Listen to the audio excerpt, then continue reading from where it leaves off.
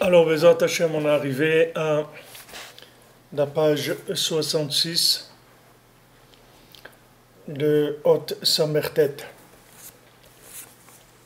le paragraphe 69. Veze Hashem ma'on ata ita lanu bedor vador. Et c'est ça qui est écrit que Hashem, tu étais pour nous un refuge, un endroit de résidence dans chaque génération. Ma'on prinat bet hamikdash, shu prinat bet hamidrash shel hatzadik, shu mikdash me'at kanitzkar leel. Maintenant, qu'est-ce que c'est ce Ma'on? C'est le bet hamikdash, c'est le principe du bet hamidrash du tzadik haemet, qui est mikdash me'at, qui est une petite partie du bet hamikdash. Vezeu Ma'on ata aita lanu bechol dor vador. Et c'est ça que tu as été un refuge pour nous dans chaque génération.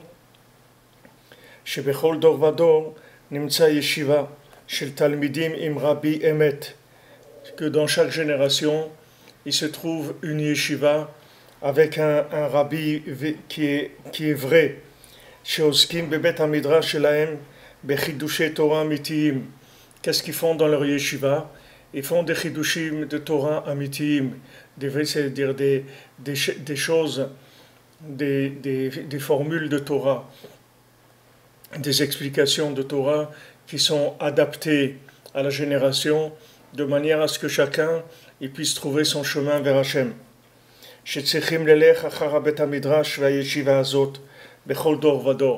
On doit aller selon ce Bet HaMidrash, c'est-à-dire selon ce centre d'études, et selon cette yeshiva dans chaque génération.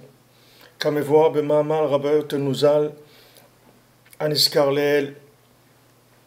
on a rapporté dans ce qu'ils ont dit nos sages, qu'ils ont dit que tu dois chercher la vérité, tu dois chercher le juste et la vérité. Tzedek tzedek tirdof, halech achar chachamim beyeshiva, achar Rabbi Eliezer belod, achar Rabbi Hanina ben Radion, Livro Chail, achar Rabbi libet Sha'arim. Et comme ça, la Gemara, elle a cité comme ça beaucoup de tzadikim, et elle dit va derrière eux, va dans leur yeshiva. אחרי רבי לבית שערים יחשבו הרבה מקומות שקבעו שם בבית המדרש והישיבה בכל דור. Et la Gemara, les Chachamim, ils ont dit plusieurs endroits dans lesquels ils ont fixé là-bas leur yeshiva, leur centre d'études. Valken bevadai en dor yatom legamre. Bechol dovador ve'atorah initzrit. Maintenant, la Torah, elle est éternelle. C'est-à-dire que si maintenant, les Chachamim, la Torah elle nous dit que va dans la yeshiva d'un tel, va dans la yeshiva d'un tel, c'est-à-dire que dans chaque génération, il y a une yeshiva, et que cette yeshiva, on peut là-bas trouver tous les tikkunim dont il a parlé avant, puisque la Torah, elle est éternelle. Alken bevadai en dor yatom legamre. C'est sûr qu'il n'y a pas une génération qui est entièrement orpheline.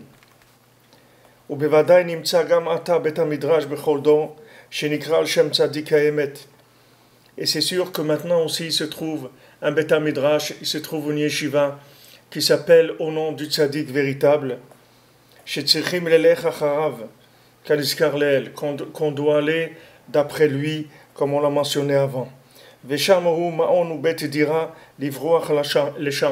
là-bas, c'est un refuge, une résidence dans laquelle on peut se sauver. De ce dégoûtant-là, c'est-à-dire de ce Yetzer Hara dégoûtant qui attaque à chaque instant.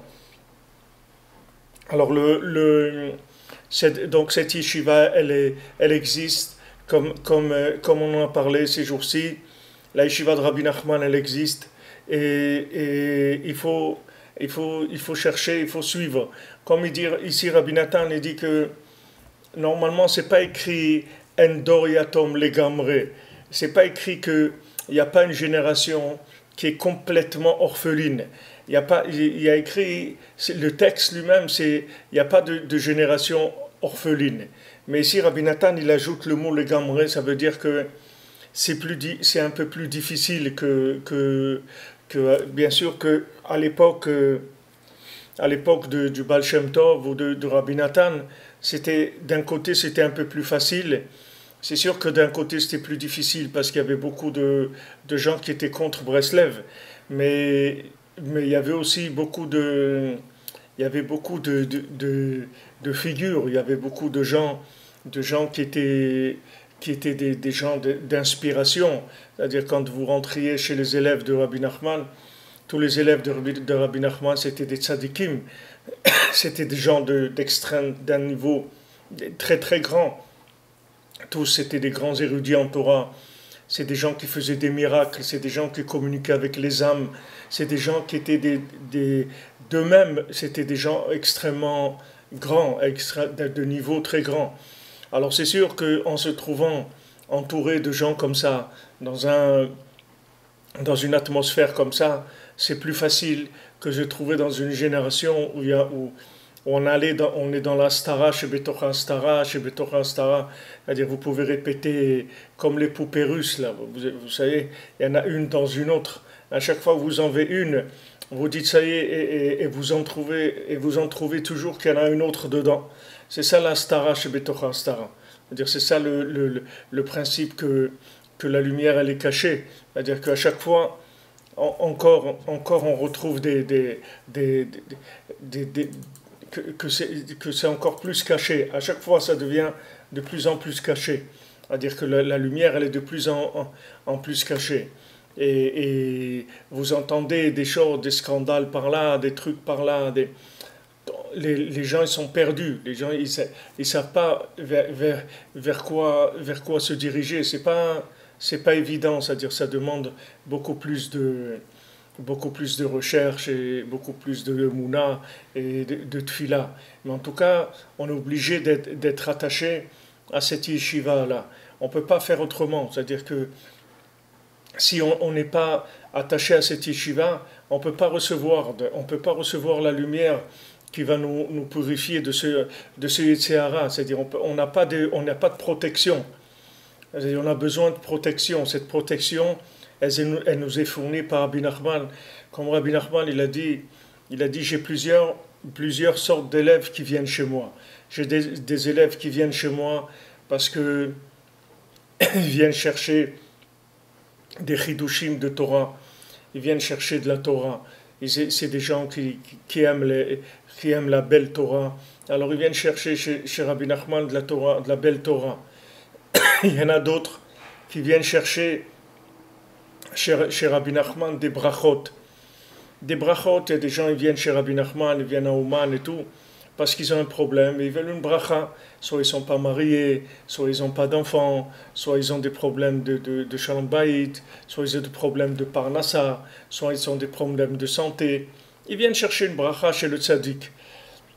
Et il y a des gens, Rabbi Nachman il dit, qui sont cuits dans mon cœur. Il y a des gens qui sont à l'intérieur de mon cœur. Et il a dit à ses élèves, c'est de ces gens-là je veux que vous fassiez partie. Des gens qui sont cuits dans le cœur de Rabbi Nachman, c'est-à-dire que des gens qui vivent avec lui, qui l'aiment et qui vivent avec lui, qui ne viennent pas chez lui parce qu'il y a des brachot. Ce n'est pas les brachot qui l'intéressent. Et ce qui les intéresse, c'est de faire partie de la yeshiva du tzaddik, parce qu'il sait que c'est comme ça que le Yetzirah, il va le quitter. C'est-à-dire que c'est comme ça qu'il va tuer le Yetzirah. C'est qu'en s'incluant dans la yeshiva du tzaddik. Sinon, il n'a pas de moyen de lutter contre. Et il dit Rabbi Nathan, il dit c'est que comme ça qu'il va se débarrasser de ce menouval, de ce Yetzirah dégoûtant. Être attaché à la yeshiva du tzaddik, de mettre sa force dans la yeshiva du tzaddik, c'est-à-dire dans cette connexion-là. Alors maintenant, la connexion, elle a des niveaux.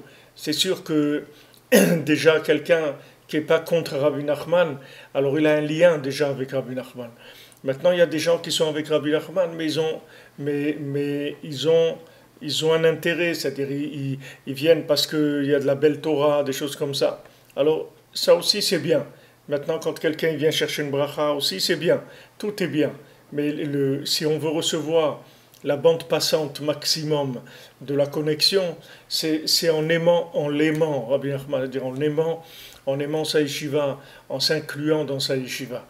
La yeshiva de Rabbi Nachman, comme je vous ai dit, bon Hachem, il y a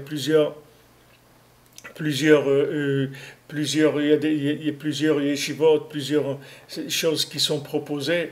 Chacun, là où son cœur, il l'oriente, là où il sent que c'est son langage, alors il doit s'investir. Et il faut savoir que plus il s'investit là-dedans, et plus c'est lui qui est gagnant, c'est-à-dire il reçoit la protection du tzaddik qui va le sauver du Yetzer. C'est-à-dire que il n'y a pas de, il y a pas d'autre, il y a pas d'autre solution. Il dit, là-bas, il peut se sauver de ce dégoûtant-là, de ce Yetzer dégoûtant. Donc, quand quelqu'un il voit qu'il est attaqué par le Yetzer, il n'a pas où aller que dans la yeshiva du tzaddik. C'est le seul endroit où il peut se sauver de l'attaque de ce. Comme c'est écrit pour Abraham Avinu, qu'il était Yoshev Betach Haorel Kechomayom, il était à la porte de la tente, et quand il y avait le soleil qui tapait, c'est-à-dire toutes les ta'avot qui tapaient, il avait tous les désirs qui se réveillaient très fort. Et lui, il était à la porte de la tente, la porte du Beth Midrash, c'est là où il était. Il fallait qu'il soit à la porte du Beth Midrash. C'est-à-dire que c'est là où il sait qu'il va pouvoir recevoir l'aide qu'il faut pour lutter contre le Yetzirah. Donc quand quelqu'un voit que le Yetzirah l'attaque, il n'a pas d'autre solution que de se sauver, de se cacher dans la yeshiva de Rabbi Nachman. Maintenant, cette yeshiva, comme je vous ai dit, c'est une yeshiva virtuelle. C'est pas une yeshiva physique, comme il nous a dit Rabbi Nathan. C'est pas, il y a des gens qui se trouvent dans la yeshiva de Rabbi Nachman, mais ils sont pas attachés à Rabbi Nachman. Ils sont dans la yeshiva parce que c'est une yeshiva qui vient et où ils apprennent des choses, c'est intéressant, où ils ont des copains qui sont là-bas, où chacun là où la raison qu'il a. Mais ici, quand on parle de la yeshiva de Rabbi Nachman, c'est le degré de conscience de l'attachement au tzaddik. Comme il a dit Rav Nachman Tutchiner. Vous savez, Rav Nachman Tutchiner, c'était l'élève de Rabbi Nathan. Rav Nachman Tutchiner, c'était pas un grand érudit de Torah. C'était quelqu'un qui était orphelin et il n'a pas pu apprendre la Torah quand il était enfant. Et Rabbi Nathan, il l'a élevé chez lui, et après c'est devenu son élève, l'élève de Rabbi Nathan. Et lui, il faisait pas partie des grands érudits en Torah. Bien que, bon, Hachem, il étudiait, il connaissait la Torah, mais il faisait pas partie de ce qu'on appelle les pointures, les géonimes de la Torah, les grands érudits. Par exemple, le Rav de Tchérin, c'était un érudit qui était mamash un gaon, il était rave à l'âge de 16 ans. Le Rav de Tchérin, il était rave à l'âge de 16 ans. Il avait une connaissance de la Torah, vous pouvez le voir dans les livres qu'il a écrits, dans le Parparot la Chochma, les livres qu'il a écrits. Il a écrit Zimrat Haaretz et Kara de Shabbata. Les livres qu'il a écrits, le Rav de Tchérin, c'était un gaon au Olam. Il était reconnu par tous les rabbanim. À l'âge de 16 ans, il était déjà un érudit extraordinaire. Alors lui, il venait au cours de Rav Nachman Tutchiner. Ce Rav-là de Tchérin, qui était un gaon, c'était une sommité dans toute l'Ukraine de la Torah. Il venait au cours du Rav Nachman Tutchiner. Et Rav Nachman Tutchiner, il avait honte, parce que Rav Nachman Tutchiner, c'était un homme simple, c'était pas un gaon, c'était un homme simple. Alors lui, il avait honte que ce grand Rav-là, il vient à ses cours. Alors si jamais il le voyait, Alors il s'arrêtait de parler. Alors qu'est-ce qu'il faisait le Rav? Ce Rav de Tchérin, il venait, il se mettait à côté de la fenêtre, il rentrait pas pour entendre de l'extérieur. Alors une fois le Rav de Tchérin, il a dit à Rav Nachman Tuchiner, il lui a dit, tu sais, moi je sais beaucoup de choses, mais, mais la connexion que tu as avec Rabbi Nachman, ça je l'ai pas. Il dit, quand je t'entends dire ce que tu dis, toutes tes paroles, c'est des explications pour moi pour l'écouter Moran. C'est-à-dire que lui, après, quand le Rav de Tchérin, il entendait le degré si vous voulez, le degré de sensation, de la profondeur qu'il avait Rav Nachman Tuchiner, ça servait au Rav de Tchérin comme explication dans sa recherche dans le Likutei Moharan. Parce que Rav Nachman Tuchiner, bien que c'était pas un grand érudit en Torah, mais c'était au point de vue connexion, il n'y avait pas comme lui dans la génération. Et lui-même, il a dit, vous pouvez étudier chez un tel, chez un tel, chez un tel, vous pouvez étudier chez tous les Breslev que vous voulez. Mais si vous voulez un conseil, il faut venir chez moi. Comme ça, il disait Rav Nachman Tuchiner. Il leur a dit, c'est lui, Béhémet, qui a reçu la smicha de Rabbi Nathan. Rabbi Nathan, quand il a donné la smicha à celui qui allait continuer le Inyan de Rabbeinu, c'est Rav Nachman Tuchiner qui a reçu la smicha. Et Rav Nachman Tuchiner, c'était quelqu'un qui avait une sensation, c'est-à-dire un ressenti de la profondeur des paroles de Rabbeinu. Chaque fois qu'il parlait de quelque chose de Rabbeinu, il brûlait à l'intérieur. Il avait une sensation de la chose très très forte. Alors une fois, il parlait avec Rabbi Nathan, et il disait à Rabbi Nathan, il soupirait, il disait, moi j'ai pas connu Rabbeinu, vous avez le mérite de connaître Rabbeinu, moi j'ai pas connu Rabbeinu. Alors Rabbi Nathan, il lui a dit, qui est-ce qui a connu Rabbeinu? Il dit, Yossele Paronik. Il y avait un qui s'appelait Yossele Paronik, c'est-à-dire c'était un qui faisait traverser la rivière à Rabbeinu pour qu'il aille faire Hitbodedut. Rabbeinu, il allait de l'autre côté de la rivière pour faire Hitbodedut. Alors ce Yossele, là, il avait cette barque et il emmenait Rabbeinu. Donc il a connu Rabbeinu, il le voyait, il l'emmenait presque tous les jours de l'autre côté de la rivière. Alors Rabbi Nathan lui a dit, qui est-ce qui a connu Rabbeinu? Et c'est les Paronik, il a connu Rabbeinu. Alors il lui a dit, connaître Rabbeinu, c'est pas de voir son corps. Connaître Rabbeinu, c'est la sensation de la profondeur. Et ça, il n'y a pas de limite là-dedans. Il n'y a pas de degré. Il y a des gens, ils rentrent chez Rabbeinu, ils étudient, ils disent, ah, c'est beau l'écouter moi, qu'est-ce qu'il a compris d'Ushim, extraordinaire, et tout. Chacun, il a son niveau de ressenti dans la profondeur. Mais sachez que plus maintenant, celui qui transmet, il a une sensation profonde dans les paroles de Rabbeinu, et plus l'énergie qui va sortir de là, elle va permettre de lutter contre le Yetzer Hara. Parce que l'énergie que le tzaddik donne, c'est mamash pour lutter contre le menouval, ce Yetzer Hara dégoûtant.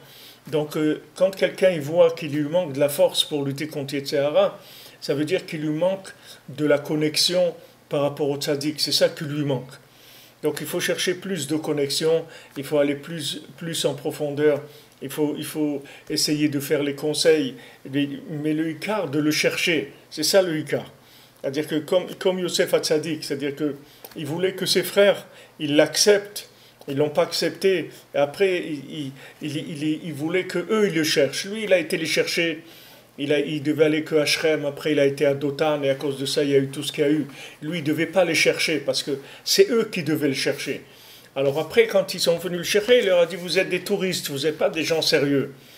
Vous êtes venus à la yeshiva de Breslev parce que c'est sympathique, parce que c'est ci, c'est ça, il y a des bons chidushim, mais Rabbi Nachman, il est très original par rapport aux autres, ou bien c'est un arrière-petit-fils du Baal Shem Tov, ou tout ce que vous voulez, parce qu'ils aiment aller à Ouman. Il y a des gens, ils aiment beaucoup venir à Ouman, à Rosh Hashanah.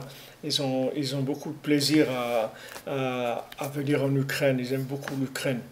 Alors ils viennent chez Rabbi Nachman, chacun il a ses calculs. Chacun il a ses calculs.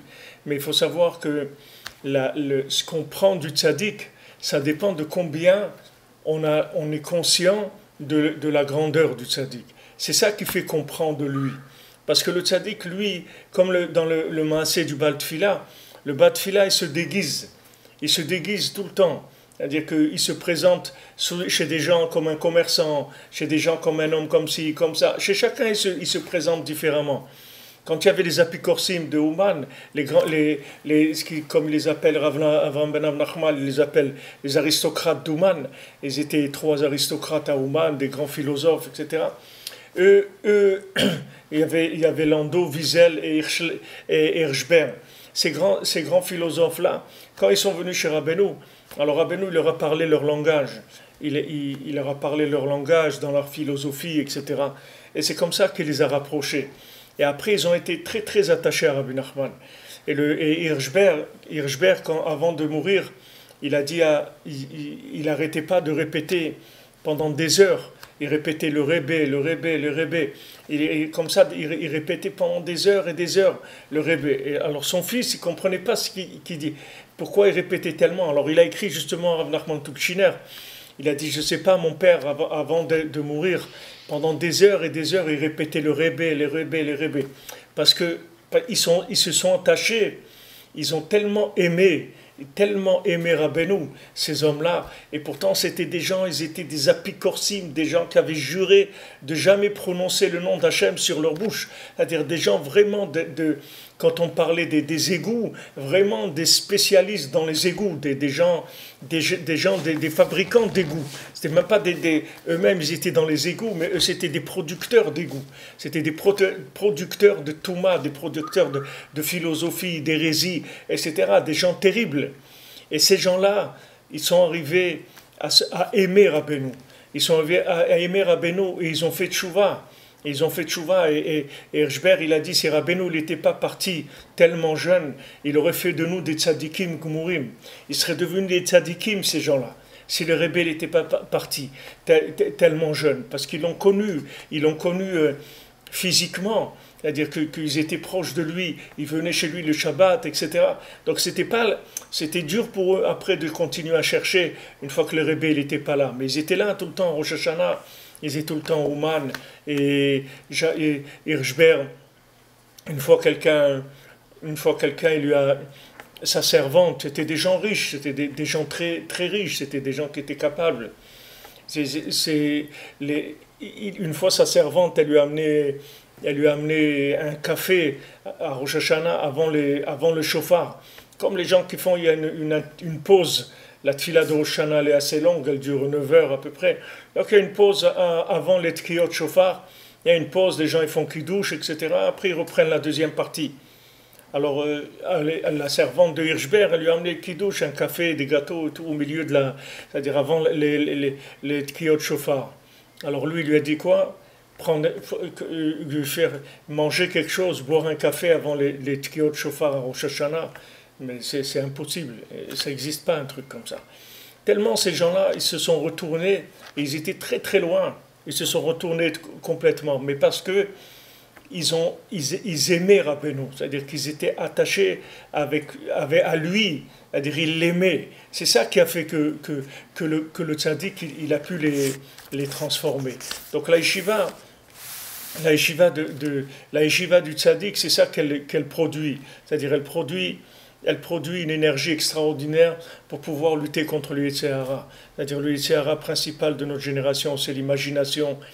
Et si quelqu'un il n'a pas une attache avec Rabbi Nachman à un certain degré, il ne pourra pas lutter contre l'imagination.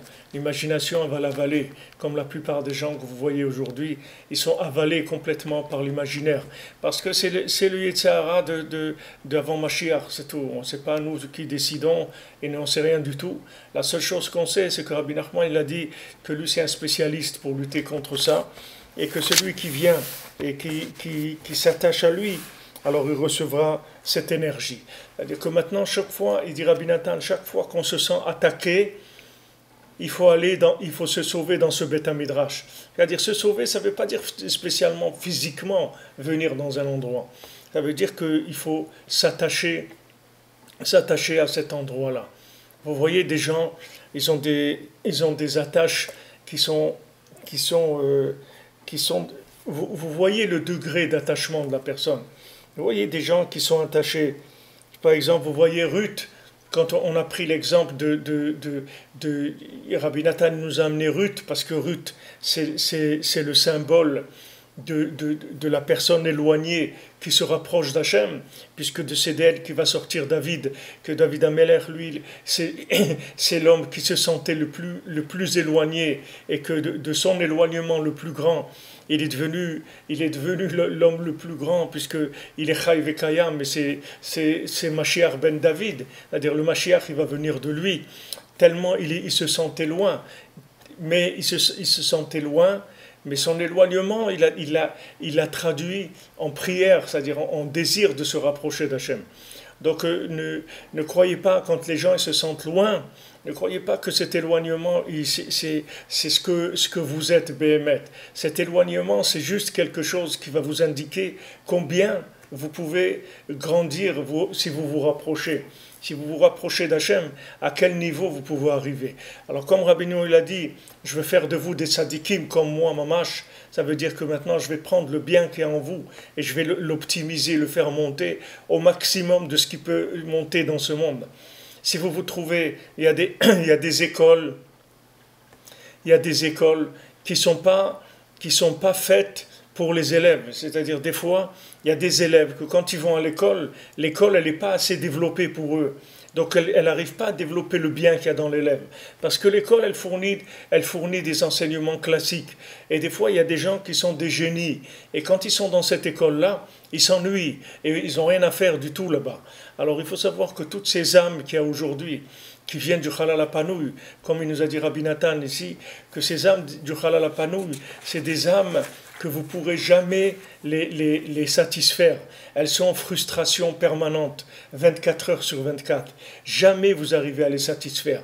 Même si maintenant, ils étudient toute la journée, la nuit, ils prient, ils font des mitzvot, tout ce que vous voulez, jamais ils auront de satisfaction. Parce que c'est des neshamot qui viennent du début, du retrait de la lumière d'Hachem pour créer le néant. Donc ces neshamot-là, ces âmes, c'est des âmes du néant.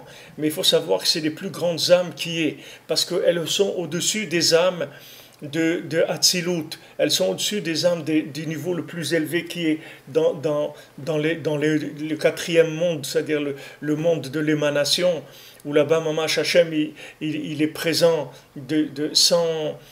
il n'y a pas d'Yetzer dans Olam Hatzilut, dans le monde de l'émanation, il n'y a pas de Yetzer Hara. C'est entièrement bien là-bas. Et il y a des âmes, les âmes d'aujourd'hui, qui sont des âmes au-dessus de ces âmes-là. Les âmes de Hatzilut, c'est les Chassidim, c'est l'époque du Baal Shem Tov, c'est les Neshamot de Hatzilut. Alors vous voyez les élèves du Baal Shem Tov, vous voyez tout ce qu'ils voyaient, tous les Rebes, tous les Admourim qui avaient des élèves du Baal Shem Tov, le Rav de Riminov, le Rav de Laba, le José de Lublin, tous ces gens-là, c'est des Neshamot de Hatzilut. C'est des Neshamot qui sont de ce monde de Hatzilut. Alors ils voyaient beaucoup, ils avaient beaucoup. Mais nous, on vient d'un endroit plus élevé que ça, que cet endroit-là, malheureusement, pour nous, c'est qu'on voit rien. C'est le monde des aveugles total. C'est pour ça que l'imagination nous attaque complètement, parce qu'on ne voit rien. C'est-à-dire que la personne, elle peut étudier, elle peut prier, elle peut être en Eretz Israël, elle peut aller au Kotel tous les jours, elle peut faire des choses extraordinaires, elle ne voit rien. C'est l'insatisfaction permanente, frustration permanente. Donc cette personne-là, elle a vraiment besoin du tzaddik pour lui donner la force de continuer à être Mekayem, ce qu'on a vu hier, qui lecha oragnu konayom. Pour toi, Hachem, on est tué toute la journée. Parce que ce n'est pas des gens qui voient quelque chose.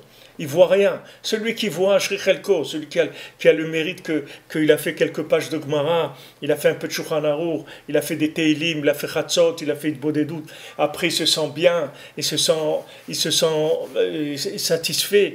Ashri Chelko, heureux, il est celui qui arrive à ça. Mais là, malheureusement, les âmes qu'il y a aujourd'hui, c'est des âmes qui viennent du Olam qui est au-dessus du Hatzilut et qui est au-dessus même de l'émanation d'Hachem dans le Halal HaPanouï. Comme je vous dis, le Halal HaPanouï, il a un début et il a une fin. C'est-à-dire, il y a un début, le retrait, Et après, Hachem il a mis un petit peu de lumière dedans. Mais il y a des neshamot du retrait. Et ces neshamot, c'est pas la peine qu'elles espèrent voir un jour quelque chose, ils ne verront jamais rien du tout. C'est des gens qui ne verront rien du tout de leur vie. Comme Rabbeinu l'a dit, ou Bashemesh Vetaer. Il y a des gens, quand ils vont se coucher, c'est là ils vont voir ce qu'ils ont fait. Mais de leur vivant, ils verront rien du tout. Et ces neshamot-là, elles souffrent. Elles souffrent tout le temps parce qu'elles ont l'impression que ce qu'elles font c'est rien du tout, mais c'est pas comme ça. David Ameller il était comme ça. Vous voyez David Ameller, vous voyez Rabbi Nathan, c'est la même chose.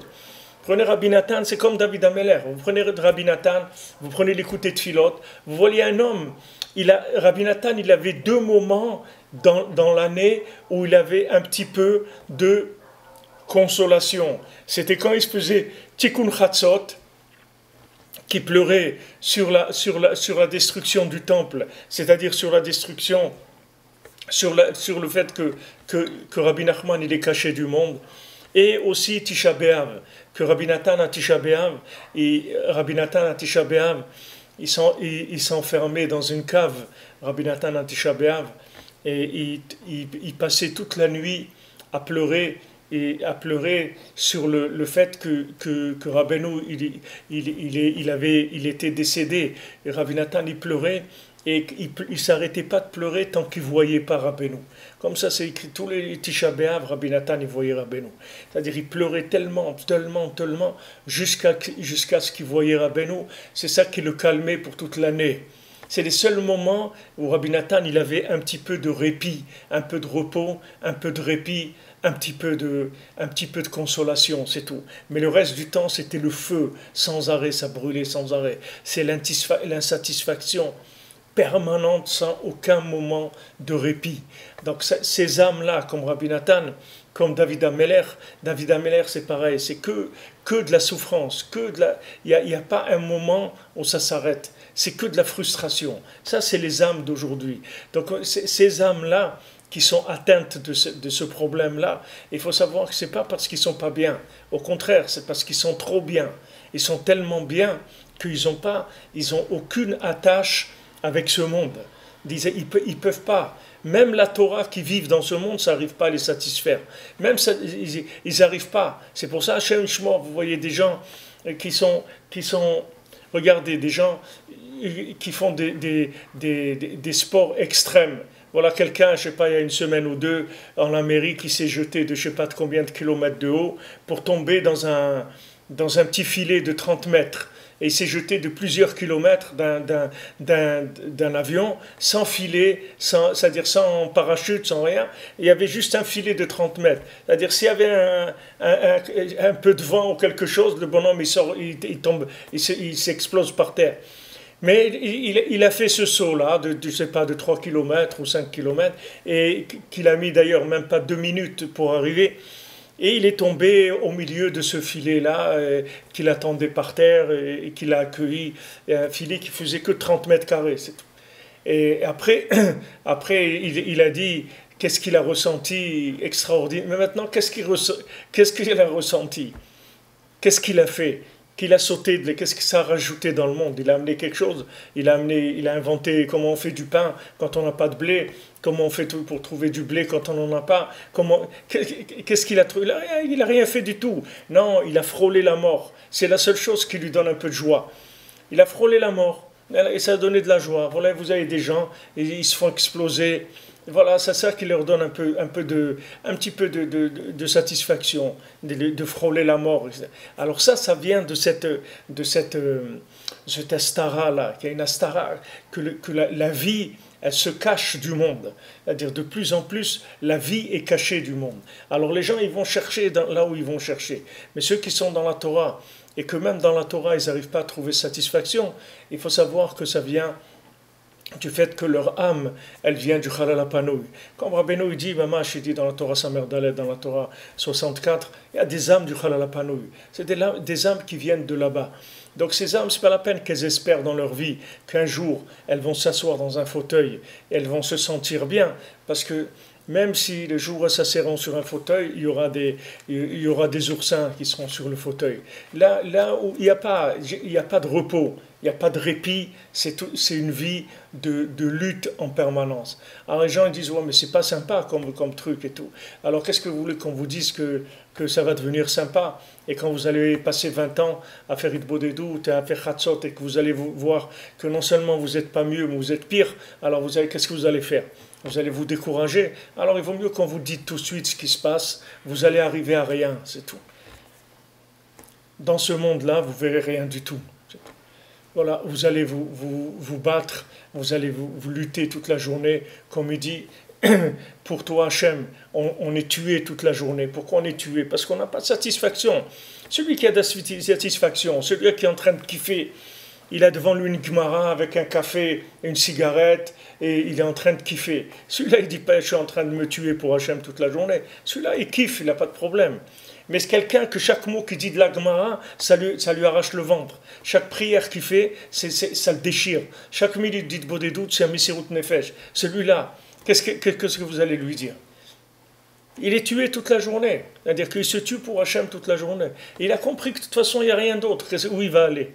Où il va aller? Il va aller faire du surf. Qu'est-ce qu'il va aller? Il va aller faire du ski. Il va aller dans un chalet en Suisse. Qu'est-ce que vous voulez qu'il fasse? Qu'est-ce qu'il va faire? Il va aller faire de la montagne.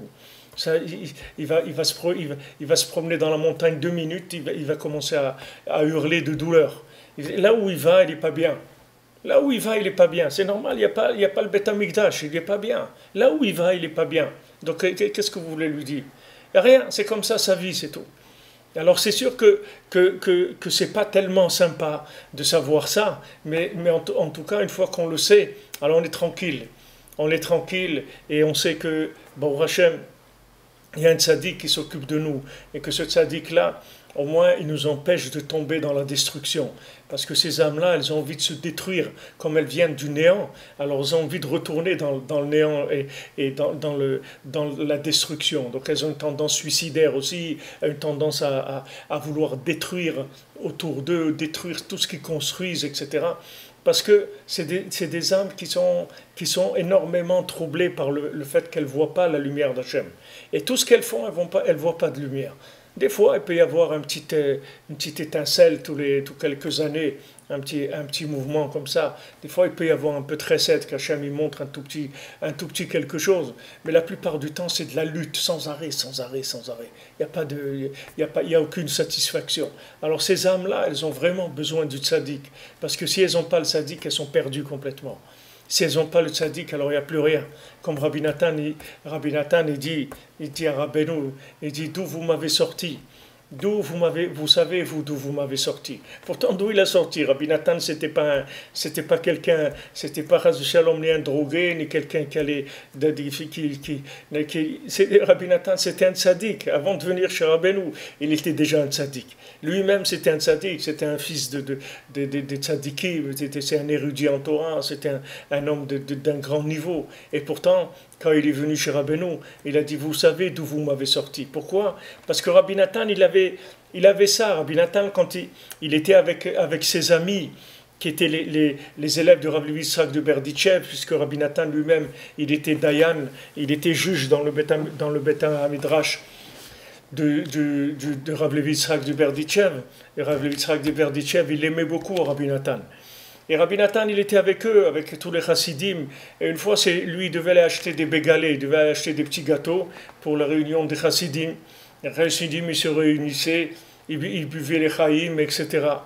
Et ils buvaient un peu de vodka, un peu de bromfen, et un peu de gâteaux, etc. Rabbi Nathan, il a été acheter les gâteaux. Et quand il est revenu avec les gâteaux dans les mains, il s'est senti tellement nul.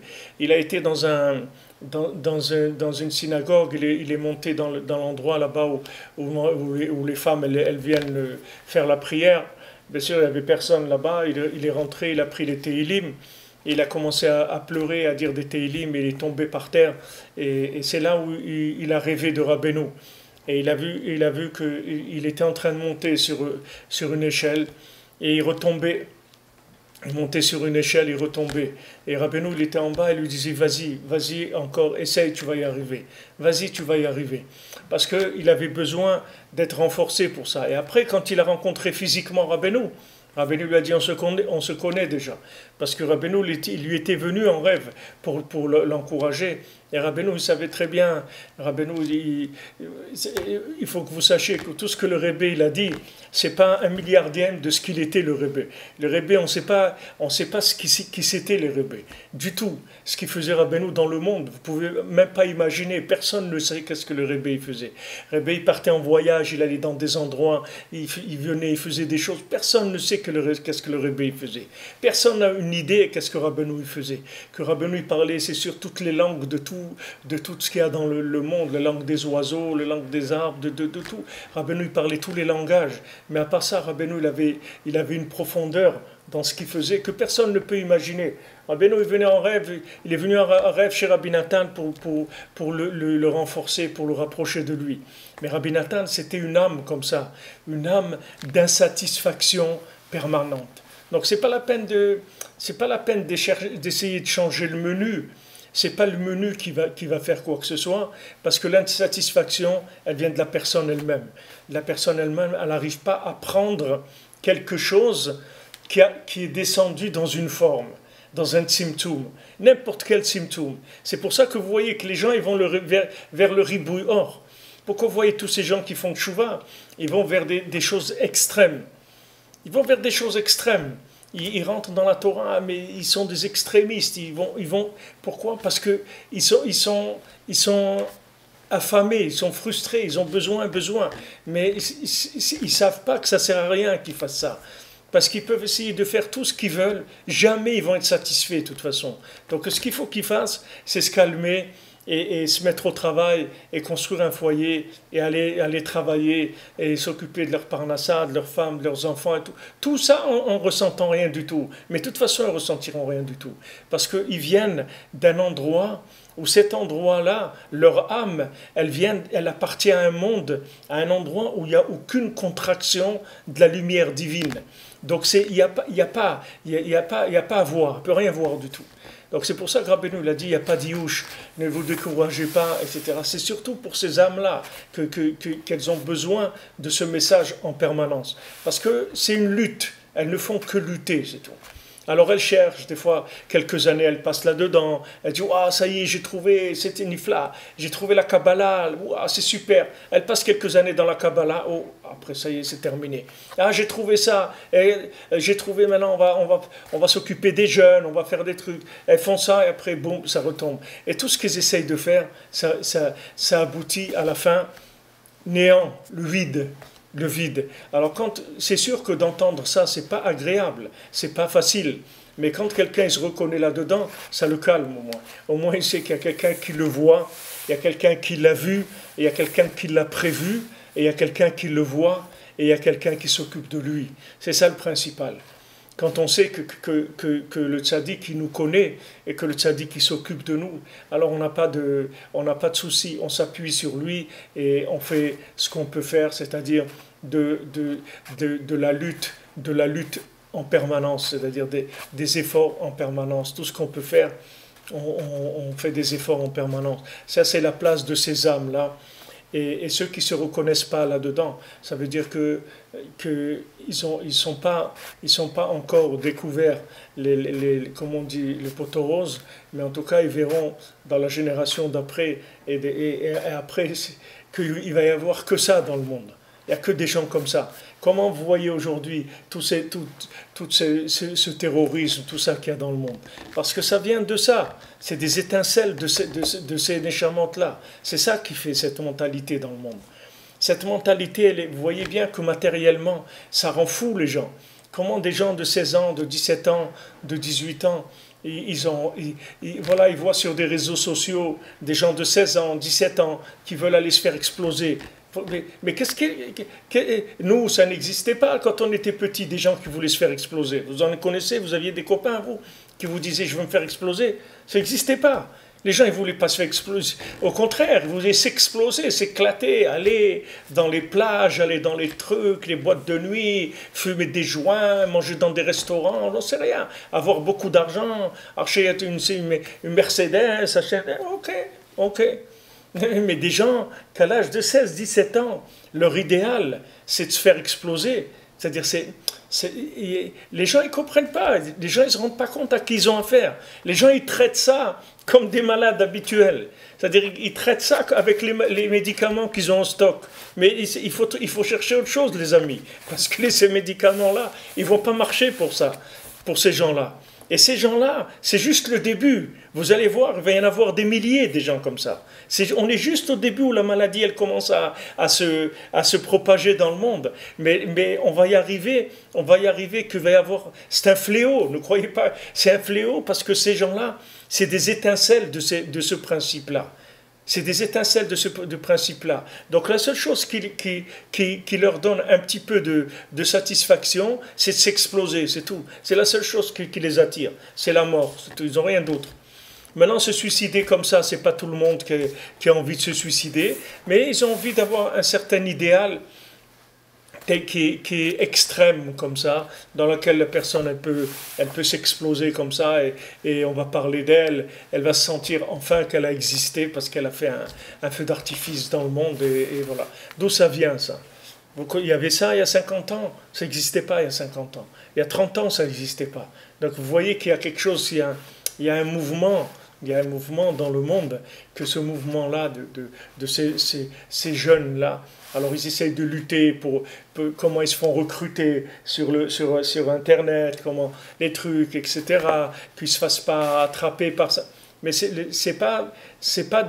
le problème, c'est pas d'empêcher les jeunes de se faire recruter. Le problème, c'est de leur amener une solution pour qu'ils perdent cette frustration-là, qui est tellement forte que la personne, elle veut détruire, tellement elle se sent frustrée à l'intérieur. C'est ça qu'il faut leur enlever. C'est ça qu'il faut leur enlever.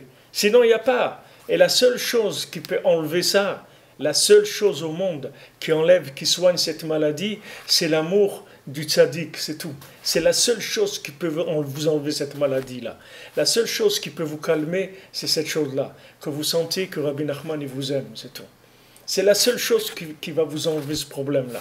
C'est-à-dire qu'en tout cas, qui va déjà l'empêcher de nuire, pour ne pas détruire la vie, chas v'shalom. Pourquoi Rabbi Nachman écrit un shumiyush ba'olam klal? Pourquoi Rabbi Nachman dit ça? Pourquoi les autres ne disent pas ça? Combien des rabbanim j'ai vu quand j'étais plus jeune? Maintenant, j'en vois plus tellement, mais quand j'étais plus jeune, je voyais des rabbanim, ils disaient « Ah, un yéhouch, hein ?» Ils rigolaient comme ça, ils me regardaient en rigolant. Et bien sûr, j'avais 20 ans, ils me regardaient, ils me disaient « Un yéhouch, hein, Breslev, hein, un yéhouch ?» Ils rigolaient avec un petit sourire comme ça.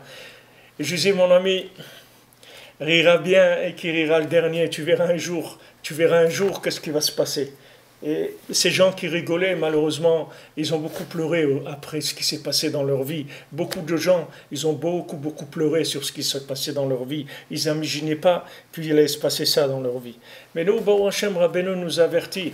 Quand Rabbeinu nous dit « Shumiyush, ne te désespère pas », les gens ils disent « Mais qu'est-ce qu'il y a à te désespérer? Je ne comprends pas. Baruch Hashem, tu as une femme, des enfants, tu as un travail, tu as de quoi manger et tout. Pourquoi tu vas te désespérer ?» Tu sais pas de quoi tu parles. C'est pour ça que moi, pourquoi j'insiste, je vous parle de ça, parce que Rabbi Nathan, il parle de ça, c'est pour ça que je vous en parle. Mais pour que vous sachiez comment traiter la maladie, que cette maladie-là, si elle se trouve chez vous, si elle n'est pas très développée, sachez que dans les enfants, dans les petits-enfants, c'est quelque chose qui est là, c'est quelque chose qui est dans le monde, c'est un virus qui est dans le monde, et c'est un virus qui va contaminer l'humanité entière. C'est pas que une personne, ou 10, ou 100, ou 1000, c'est l'humanité entière qui va se trouver dans une sensation de désespoir. Cette sensation de désespoir, elle vient de la grandeur de l'âme de la personne. C'est ça qu'il faut que vous expliquiez. Et la seule chose qui peut la calmer, c'est l'amour du tzaddik qui va lui donner la émouna. La émouna, vivre par émouna. vivre avec la Emouna. Vous voyez Moshe Rabbeinu, il est enterré en face de Beth Péor, il est enterré en face de la maison de Avodah Zarah, de Péor, pour calmer la Avodah Zarah. Rabbeinu, il est enterré ici en Ukraine, pour calmer le communisme, parce que ces clipotes-là, c'est des clipotes qui sont très très forts, c'est des clipotes de Amalek. Les tzadikim, ils luttent contre ça. Les tzadikim, ils luttent contre les gens qui veulent enlever tout ce qu'il y a de vie, tout ce qu'il y a de joie, de vie dans le monde. Et le tzadik, il donne la Emouna. Tout le nian de Rabbeinu, c'est la Emouna. Le tzadik, be'emunato yichye. Le tzaddik, il va vivre avec la Emouna. Pourquoi les gens ils montent en Eretz Israël? Parce que Eretz Israël, c'est la terre de la Emouna. Shron Eretz ou Emouna. Habite sur la terre d'Israël et fait grandir la Emouna. Rabbeinu dit qu'Eretz Israël, c'est la Emouna. C'est le pays de la Emouna, de la Tfila, des miracles. Parce qu'aujourd'hui, les gens, ils ont besoin de la Emouna. Ils ont besoin de croire dans la vie. Ils ont besoin de croire en eux. Mais comment c'est difficile de faire passer ce message à quelqu'un, de lui dire, regarde, tu sais pourquoi tu es tellement nul? Parce que tu es un génie.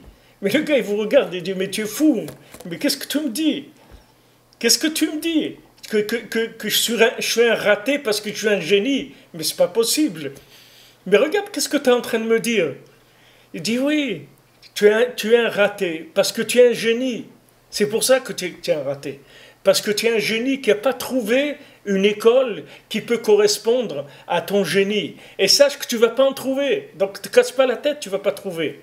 La seule chose que tu vas trouver, c'est la yeshiva du tzaddik, que la yeshiva du tzaddik, elle va te donner de l'énergie pour lutter contre le mal qui veut te dévorer, justement parce que tu es un génie, parce que tu es quelqu'un qui est tellement au-dessus de tout ce qui est consommation, de tout ce qui est plaisir de ce monde, de tout ce qui est réussite fictive, etc.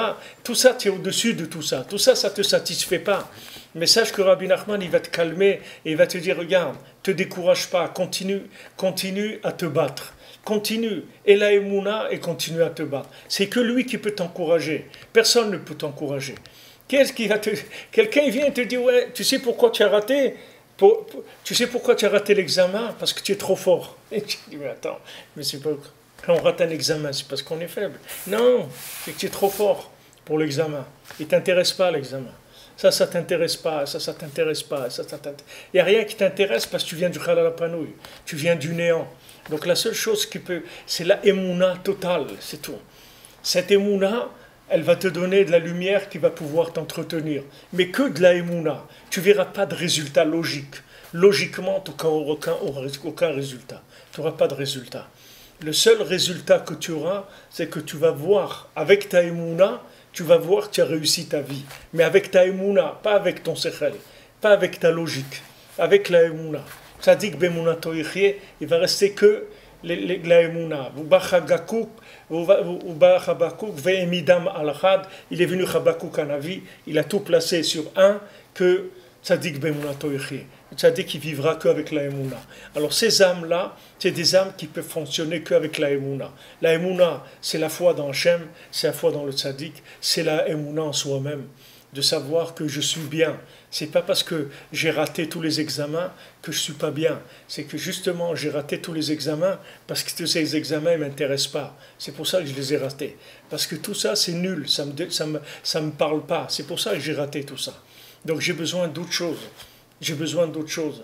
Je cherche autre chose. Et malheureusement, ce que je cherche, ça n'existe pas. Parce que ça peut pas exister, c'est le néant. Donc la définition du néant, c'est la non-existence. Donc maintenant, comment je vais faire? Je vais arriver avec la Emouna, comme Rabbeinu dit que le peuple juif, il s'appelle Ivri et hébreu en Lachon HaKodesh, ça dit Ivri, ça veut dire au vert, c'est-à-dire qu'il passe au-delà de ce problème-là. C'est-à-dire qu'on arrive à monter au-dessus de 4 mondes, au-dessus du monde de l'émanation, et au-dessus du Halal Panouille, et là-bas s'attacher à la Emouna dans Hachem. Et à ce moment-là, quand on attache à la Emouna, alors on reçoit la vitalité de la Emouna. Mais on ne reçoit pas la vitalité de la matière. On est obligé d'aller directement dans l'âme de la matière. Parce que tout le côté extérieur de la matière, le moindre côté extérieur de la matière, il ne peut pas nous alimenter. Pourquoi Rabbi Nachman, il a dit, voilà, sachez que c'est moi le rabbi de Dieu à Israël jusqu'à que Mashiach vienne. Pourquoi Rabbi Nachman il n'a pas laissé un rébé en chair et en os? Pourquoi il n'a pas laissé un rébé ou qu'il n'a pas dit là, voilà c'est Rabbi Nathan, c'est lui le rébé, et Rabbi Nathan il le redonnait à Rabbi Nachman Tulchiner, etc. Et aujourd'hui on aurait un Admour de Breslev qui serait là, et qui serait un rébé, que tout le monde y viendrait, et c'est lui qui dirigerait. Pourquoi? Parce que il n'y a aucun rabbi qui pourra vous satisfaire aujourd'hui, qui est dans un corps. Il vous faut un rabbi que la seule chose, comment vous allez vous attacher à lui, c'est avec la émouna. C'est tout. Parce que de le voir, ça ne vous servira à rien. Au contraire, vous allez voir que des défauts, c'est tout. Si vous allez aujourd'hui chez un rabbi, vous allez voir que des problèmes. C'est tout parce que comme ces âmes-là, elles viennent du Halal HaPanouï, c'est des âmes qui sont extrêmement tranchantes au point de vue vérité. C'est-à-dire qu'elles ont une vérité qui est au-dessus de toute forme de kélim dans le monde. Donc elles sont très très tranchantes. Là où elles vont tout de suite un défaut. Elles voient que ça ne marche pas. Elles voient qu'il y a un truc tordu. Elles voient que c'est une combine. Elles voient que c'est une arnaque. Elles voient que c'est ça. Donc Rabbi Nachman a dit, écoute, il n'y a rien à voir. Voilà, c'est terminé. Tu veux t'attacher à moi? Moi je suis le Rav, je suis là. Je suis tout le temps là. Il dit, mais je ne vous vois pas. Mais je veux que tu ne me vois pas.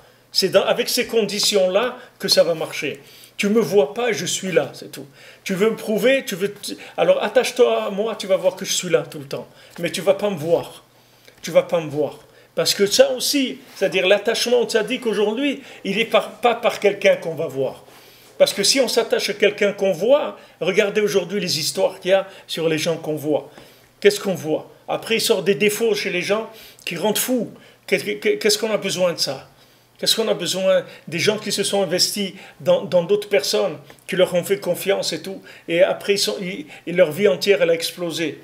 Ou bien ils sont obligés de se mentir à eux-mêmes. Et en tout cas, ils ont un problème. Ils sont d'un côté ou d'un autre, les gens, ils ont un problème. On a besoin d'être attachés que la Emouna. Il n'y a rien qui va nous satisfaire. Tout, on va voir tous des défauts. Donc il faut savoir que, bon, Hachem, Rabbi Nachman, il est là. Rabbi Nathan, il est là. Rabbi Shimon Bar Yochai, il est là. Le Harizal, il est là. Tous les tzadikim, ils sont là. Ils sont à côté de nous. Ils sont présents à côté de nous tout le temps, là où on se trouve. Seulement, il faut s'attacher avec eux avec la Emouna. On ne peut pas s'attacher avec eux par notre cerveau. Notre cerveau, il ne peut plus fonctionner dans ces domaines-là. C'est comme si vous montez à une certaine altitude où il n'y a plus d'oxygène. Alors si vous montez à une certaine altitude, il n'y a plus d'oxygène. Et après vous montez, il n'y a même plus de pesanteur. Vous ne pouvez même pas poser vos pieds par terre. Alors imaginez-vous, si vous montez à des milliards et des milliards d'années-lumière au-dessus de tout ça, où c'est que vous allez vous trouver? Et ça c'est que dans le Olam où on est des Asiya. Mais si vous montez un peu plus dans Yetzira, encore c'est un monde, et vous montez dans Bria, encore un monde, et Atzilut, encore un monde. Maintenant, passez tous ces mondes-là, et allez, après c'est le néant. Alors imaginez-vous là-bas, quelle transformation il y a par rapport aux conditions qu'il y a dans ce monde, même spirituelles, même les conditions spirituelles, même ce qu'on appelle spirituel dans ce monde. Imaginez-vous là-bas dans le néant, qu'est-ce que ça veut dire? On ne peut même pas imaginer, c'est des choses qui nous dépassent complètement. Mais par contre, si on a la Emouna, alors on va tenir. Si on prend le Tehilim, si on prend l'écouter de Philot, si on prend la Hitbo des doutes, et si on fait les Etzot de Rabbeinu, que Rabbeinu il te dit, tu es quelqu'un de bien, tu es un tzaddik, tu es quelqu'un de bien. Alors tu dis, mais moi, Rav, regardez ce que je fais. Mais tu ne vas pas lui dire ça à Rabbeinu. Rabbeinu, il te connaît mieux que toi-même. Rabbeinu, il te connaît quand tu dors. Rabbeinu, il te connaît quand tu étais mort. Rabbeinu, il te connaît avant que tu naisses. Rabbeinu, il te connaît par cœur. Qu'est-ce que tu vas lui dire à lui? Mais, il n'y a pas de mais. S'il te dit que tu es un tzaddik, c'est que tu es un tzaddik, c'est tout. T'occupe pas. Tu es quelqu'un de bien. Regarde que le bien qui est en toi. Pourquoi Rabbeinu, vous voyez, c'est ce qu'on est en train de dire maintenant. Vous allez comprendre toute la Torah de Rabbeinu. Pourquoi la Torah de Rabbeinu, elle est comme ça? Pourquoi Rabbeinu, il a dit que Idbodedut, que parler avec Hachem.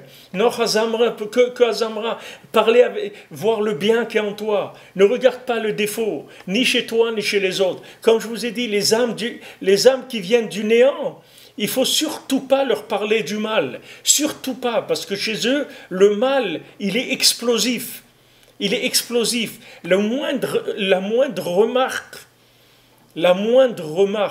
et avec ça, vous pourrez vérifier quel est votre niveau d'âme, d'où vous venez, du Halala Panouille. C'est votre sensibilité aux réflexions et aux reproches. Si vous voyez qu'un reproche, ça vous tue, qu'une réflexion, ça vous met par terre, sachez que votre âme, elle vient de là-bas. Parce que ces âmes-là, elles ne peuvent pas supporter la moindre réflexion. Parce qu'une réflexion, c'est un tzimtzum. Une réflexion, c'est une contraction de la lumière. Une réflexion, c'est de la gvoura, c'est de la rigueur. Ces âmes, elles ne peuvent supporter aucune rigueur du tout. Même pas l'odeur de la rigueur. C'est pas la rigueur. Un regard, elles ne peuvent pas supporter.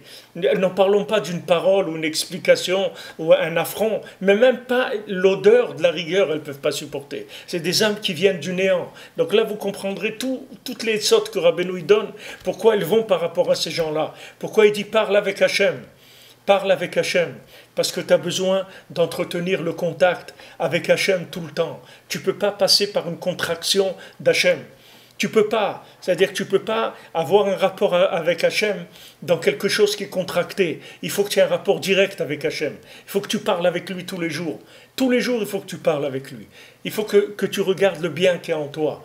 Ne regarde pas le mal qui est en toi, parce que tu n'es pas capable de voir des défauts en toi. Tu n'es pas capable, ça veut dire que tu ne peux pas supporter d'avoir une image négative de toi-même, ne serait-ce qu'une seconde. Donc le négatif, il n'existe pas, on l'enlève complètement. On l'enlève. On ne parle pas de négatif, on ne fait pas de réflexion. On est comme on est, c'est tout. On a des enfants, ils sont comme ils sont, c'est tout, il n'y a pas de négatif. On donne de l'amour, on donne du positif, on aide, on booste, on encourage, on sourit, c'est tout. C'est tout. Le reste, on l'enlève. C'est plus dans le menu, ça n'existe plus dans le menu, c'est tout. La maladie qu'il y a aujourd'hui, elle a fait qu'on est obligé d'enlever ça du menu, ça ne peut plus exister. On doit enlever ça de notre comportement par rapport à nous-mêmes et par rapport à notre entourage. Les gens qui nous entourent, sachez qu'eux aussi, ils sont comme nous et qu'ils ne peuvent pas supporter la moindre réflexion parce qu'ils sont d'un niveau de grandeur tellement que ça leur donne une fragilité énorme. Comme il dit le Baal Shem Tov, plus on monte et plus on devient fragile. Comme il dit que le cristal avec une fausse note de musique, le cristal il peut se casser. Le cristal, si vous faites une fausse note dans la musique, le cristal il peut éclater. Un truc en cristal il peut éclater avec une note de musique. Aujourd'hui c'est pareil, ces neshamot là, ces âmes, c'est des âmes de cristal, c'est des âmes qui viennent du néant. Il y a des âmes extrêmement élevées. Et ces âmes-là, elles ne supportent pas la moindre rigueur, la moindre contraction, la moindre agressivité. Tout ça, elles ne peuvent pas supporter. Donc il faut changer complètement le traitement. Et si vous faites ça, vous allez voir que ça va marcher. Parce que c'est le langage de ces âmes. Donc Rabbeinu dit, un youch, te décourage pas. Te décourage pas. Te décourage pas. Tu vois rien, c'est pas grave, ne te décourage pas. Continue à faire. Continue à faire de ce que tu peux, parce que le moindre miette de ce que tu fais, ça a une valeur énorme. Ça a une valeur énorme. Comme quelqu'un m'a raconté, quelqu'un m'a envoyé cette nuit un WhatsApp, il est rentré de vacances, il était tout seul, sa famille elle devait arriver un petit peu après, et il avait acheté une bouteille de vodka, et il n'arrivait pas à dormir, tout. Il a dit peut-être je vais boire de la vodka, et tout. Après il a dit mais Rabbeinu il veut pas qu'on voit, et tout. Alors il a pris la vodka, il a versé toute la vodka dans le lavabo, il a jeté toute la vodka. Mais ça c'est des actes. comme des corbanotes au Beth Amikdash. Vous vous rendez compte, quelqu'un qui arrive à faire ça, qu'est-ce que ça veut dire? C'est comme s'il va au Beth Amikdash, il amène une vache au Beth Amikdash. La simcha qui donne à Hachem, la simcha qui donne au tzaddik. Un type seul, comme ça, en route l'arrête, sa femme elle n'est pas là, il est seul, il est triste, il n'est pas bien, il n'arrive pas à dormir et tout. Alors qu'est-ce qu'il y a? Il va boire 2-3 petits verres de vodka, il va s'endormir. Non, il dit Rabbeinu, il dit Tag, regardez qu'est-ce que quelqu'un est capable de faire. Et vous allez dire que ces gens-là, ils sont faibles. Ils ne sont pas faibles. Ce qu'il leur faut, c'est la émouna, c'est tout, ils ne sont pas faibles. C'est comme David Ameller, il n'est pas faible, David Ameller. David Ameller, il est très très fort, mais seulement il est fort que s'il a la émouna, c'est tout. S'il n'a pas la émouna, il est très faible. Parce que, comme il ne voit rien, donc il n'y a rien qui l'intéresse, donc vous n'arrivez pas il n'y a pas de carotte pour lui, vous comprenez? Si vous lui mettez une carotte, il n'y a pas une carotte qui existe dans le monde qui peut le motiver. Donc vous avez l'impression qu'il est faible. Mais il n'est pas faible du tout. Il est très très fort. Seulement, la carotte qui peut le motiver, elle n'existe pas matériellement. Elle n'existe que dans la Emouna. Donc il faut renforcer la Emouna, il faut renforcer le bien. Et surtout, rester attaché au Beth Midrash de Rabbeinu, c'est-à-dire rester attaché au tzaddik, rester attaché au centre d'études dans la yeshiva du tzaddik, que c'est elle qui diffuse cette force-là de la Emouna pour lutter contre le Yetzer Hara, que notre Yetzer Hara aujourd'hui, c'est de nous tuer, c'est tout. Ne croyez pas que le Yetzer Hara aujourd'hui, il veut nous faire manger un jambon beurre, c'est pas ça qu'il veut nous faire. Le Yetzer Hara aujourd'hui veut nous tuer, c'est-à-dire il veut même pas nous tuer, il veut qu'on se tue soi-même. Il veut qu'on divorce, il veut qu'on renvoie nos enfants de la maison, il veut qu'on quitte Eretz Israël. Voilà, des gens ils quittent Eretz Israël, des gens ils étaient en Eretz Israël, 2 ans, 3 ans, ils repartent dans la Touma. Ils repartent, ils ne peuvent pas. C'est ça qu'il veut Yetzer Hara. Yetzer Hara, il veut que tu sois mityaesh, il veut que tu te décourages. Tu décourages les autres et tu te décourages. Parce que celui qui se décourage, il décourage les autres aussi. Vous comprenez? Celui qui quitte Eretz Israël, alors qu'est-ce qu'il fait après? Les gens ils disent, ouais, mais voilà, il y a des gens, ils repartent. Vous comprenez? C'est-à-dire qu'il fait de la mauvaise publicité. Celui que Chas v'Shalom il suicide, il fait de la mauvaise publicité. Celui qui divorce, Chas v'Shalom, il fait de la mauvaise publicité. Voilà ce qu'il fait le Yetzer Hara aujourd'hui. Il veut tuer les gens. Ne croyez pas qu'il veut faire des petites avérotes aux gens, petites avérotes sympathiques, là, un petit lachon hara ou un petit. Le Yetzer Hara aujourd'hui, il veut tuer les gens. Il veut que le Ben Adam il se tue, c'est tout. C'est ça qu'il veut.